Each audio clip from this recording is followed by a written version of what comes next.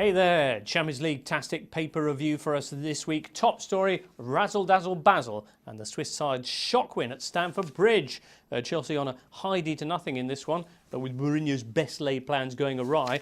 In what was an awesomely good performance, says Swiss paper Blick. A dream start for Basel. The headline there echoed in the Basler Zeitung, who call it the biggest win in Basel's history. They pull off a miraculous hustle, courageous, clever, and also street smart. They can fulfill, says the Basler Zeitung, the manager's dream of staying in the Champions League past Christmas.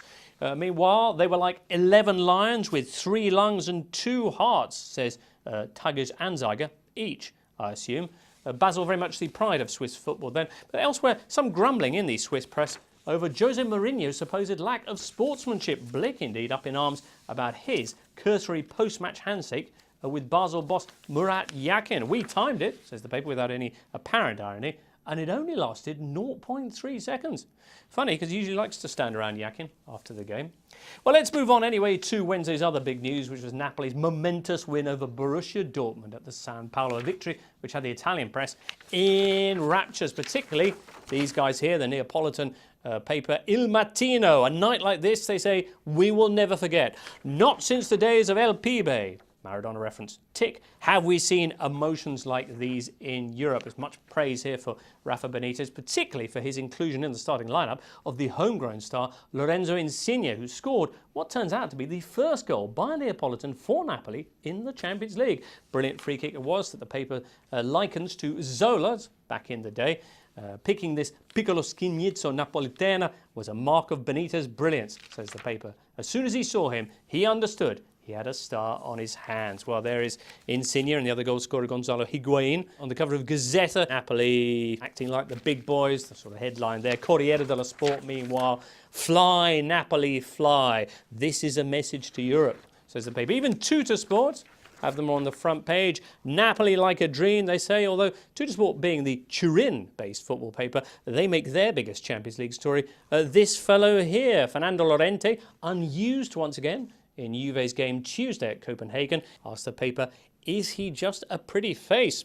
Llorente, like Anelka and Bentner before him, the latest striker to sign for the old lady, and never play, a role that he's trained hard for by basically never playing for his last club too, Athletic Bilbao, after the contract dispute which took him to Juve in the first place.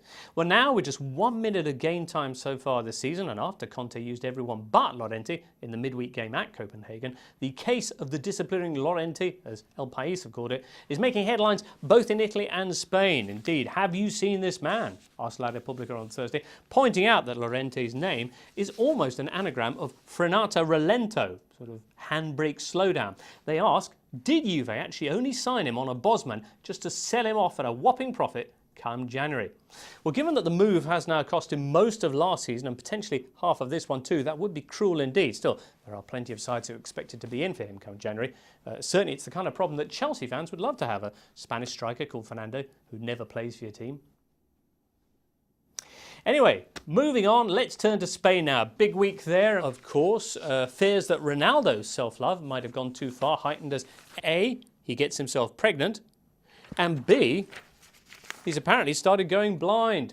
On field, though, it is all good news. Tuesday, Ronaldo playing a star role in Real's 6-1 demolition of Galatasaray. Here's the Turkish headline.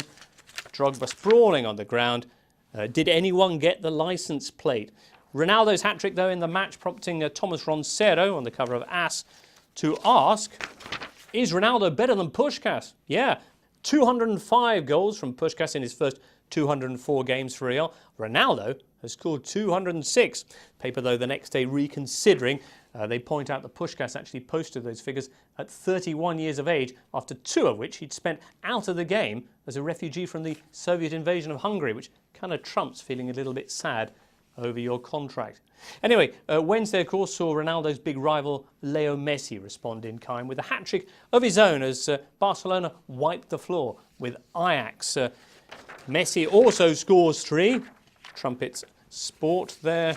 And even Marca put Messi on their cover Thursday. And alongside him, nice to see Atletico Madrid. They're back in the Champions League with a win. Nice as well to have a chance to salute their remarkable shirt sponsor this year. While Messi is sporting Qatar Airways, here we see on the Atleti jersey, Azerbaijan, land of fire. Sept. Wonder what that's like in June. Well, anyway, that's it for this week's look at the papers. We'll be back in 7 days with more fun from the Continental Press. Hopefully, see you then.